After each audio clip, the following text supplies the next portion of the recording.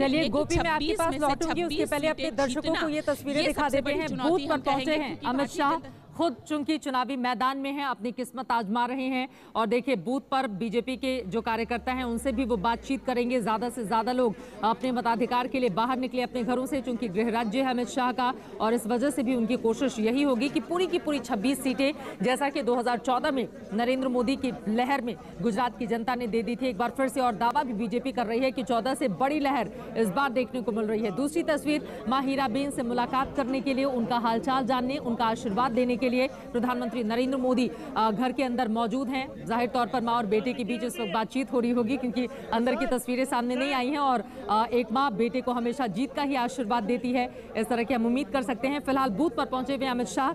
आपको बता दें 1997 में अमित शाह ने पहली बार गुजरात में उपचुनाव जीता था और उसके बाद पीछे मुड़कर वो कभी नहीं देखे। 1998 में उसके बाद वो दोबारा विधायक बने। 2002, 2007 सरखेज से वो चुने गए। 2012 नारनपुरा, गांधीनगर की नारनपुरा सीट से वो जीते और 5 बार विधायक रहे। इस बार सांसद बनने के लिए जद्दोजहद कर रहे हैं अमित शाह। हालांकि जिस गांधीनगर की सीट से वो मैदान में है, वहां पर बीजेपी के लिए मुश्किल बहुत ज्यादा इसलिए नहीं हो क्योंकि पिछले 30 सालों से भारतीय जनता पार्टी का वहां पर कब्जा है। 6 बार खुद लालकृष्ण आडवाणी वहां से सांसद रह चुके हैं। 1996 में अटल बिहारी वाजपेयी ने भी वहां का प्रतिनिधित्व किया था। गोपी हमारे साथ लगातार जुड़ी हुई हैं। गोपी, जैसा कि आपने जिक्र किया कि चुनौतियां कई हैं इस वक्त अमित शाह के सामने, और सबसे बड़ी चुनौती ये कि 2014 में जो 26 की 26 सीटें गुजरात की जनता ने झोली में डाली थी अमित शाह और नरेंद्र मोदी के, इस बार क्या उस तरह की तस्वीर गुजरात में दिखाई देगी या फिर लग रहा है कि थोड़ा सा मुश्किल होगा इस वक्त बीजेपी के लिए?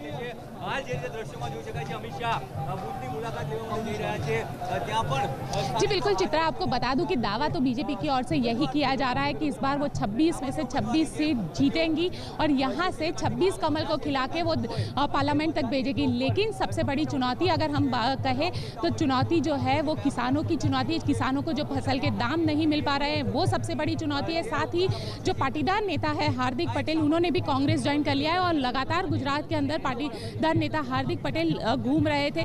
तो वैसे में जो पाटीदारों की वोट बैंक है वो भी एक बीजेपी के लिए सबसे बड़ी चुनौती हो सकती है। साथ ही अगर बात की जाए एंटी इनकम्बेंसी की, लगातार 27 साल से गुजरात में बीजेपी है, चाहे विधानसभा के अंदर, तो वैसे में सरकार विरोधी एक लहर जो है वो सौराष्ट्र के अंदर हमें देखने मिली है। और लगातार सौराष्ट्र के अंदर जो है बीजेपी के नेताओं को लेकर भी हमने देखा कि कई जो सांसद है उम्मीदवार, वो जब गांव के अंदर जा रहे थे तो लोग उन्हें भगा रहे थे, ये कहते हुए भगा रहे थे कि इतने साल से आप सत्ता में है, बावजूद हमारी सड़कें नहीं हुई है, पानी नहीं मिल रहा है। ये सारी चीजें भी बीजेपी के लिए इस तरह के मुद्दे तो उठाए जा रहे थे लगातार, लेकिन सवाल यही है, बात क्या गोपी, जब नरेंद्र मोदी की आती है तो उस वक्त गुजरात की जनता का मूड कुछ बदल जाता है, क्योंकि विधानसभा और लोकसभा, और ये देखिए अमित शाह लोगों से मुलाकात करते हुए हाथ हिलाकर सभी का अभिवादन स्वीकार कर रहे हैं। सड़क के किनारे किनारे तमाम लोग मौजूद हैं और अपने बीच उन्हें पाकर देखिए किस तरह से खुश मोदी के नारे भी इस वक्त गांधीनगर में लगते हुए आपको दिखाई दे रहे हैं। गांधीनगर ये वही सीट है, आपको बता दें, जिसमें पहली बार कमल खिला था। 1989 में शंकर सिंह वाघेला वहां से चुने गए थे। 91 में लालकृष्ण आडवाणी, 96 में अटल बिहारी वाजपेयी और 96 उपचुनावों में फिर विजय भाई पटेल चुने गए। और उसके बाद से लगातार 98, 99, 2004, 2009, 2014 में लालकृष्ण आडवाणी ने यहाँ का प्रतिनिधित्व किया और अब बारी है अमित शाह की। गोपी घंगर हमारे साथ लगातार जुड़ी हुई हैं। गोपी, अभी प्रधानमंत्री नरेंद्र मोदी अपनी मां का आशीर्वाद ले रहे हैं, लेकिन हमारे दर्शकों के लिए ये बताइए, प्रधानमंत्री नरेंद्र मोदी की मां के घर से जहां पर उन्हें मतदान करने के लिए आना है, तकरीबन दूरी कितनी है और क्या वक्त बताया जा रहा है जब प्रधानमंत्री वोट डालने के लिए पहुंचेंगे? तो इस तरह की तस्वीरें भी यहाँ पर देखने को मिल रही है। अमित शाह जब यहाँ जी बिल्कुल, मैं आपको बता दूं कि प्रधानमंत्री का ये रूट था कि जब वो राजभवन से निकलेंगे तो जब मतदान केंद्र पे पहुंचेंगे उसके बीच में ही उनकी मां का घर आता है। तो प्रधानमंत्री उनकी मां के घर पे अगर 10 मिनट भी बैठते हैं तो यहाँ पे ये जो पोलिंग बूथ है वहाँ पे पहुँचने में उन्हें मुश्किल से 15 मिनट लगेगी। तो जिस तरीके से हमने देखा है पिछले दिनों, जब भी प्रधानमंत्री गुजरात में आए हैं वो अपनी माँ को मिलने के लिए 10 मिनट के लिए तो 10 मिनट के लिए, लेकिन ज़रूर जाते हैं, वो वक्त निकालते हैं। हालांकि कि उनकी माताजी की जो उम्र है वो भी अब 98 इयर्स हो चुकी है। तो वैसे में आज हीराबा जो है वो भी अपने वोट अपना मतदान करेंगी। उनका जो केंद्र है वो रायसन में ही जहां पे उनका घर है वहीं पे उनका केंद्र है।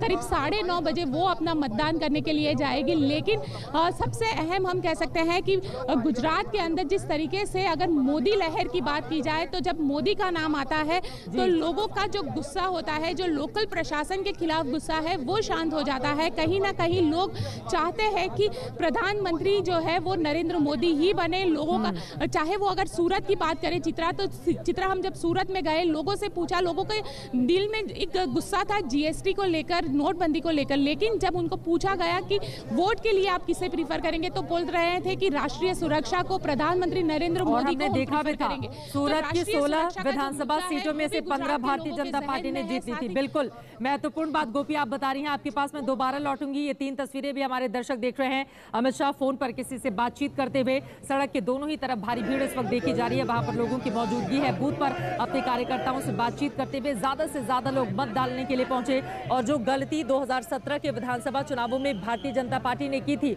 वो दोबारा दोहराई न जाए, इसकी भी पूरी कोशिश होगी राष्ट्रीय अध्यक्ष के तौर पर अमित शाह की। अशोक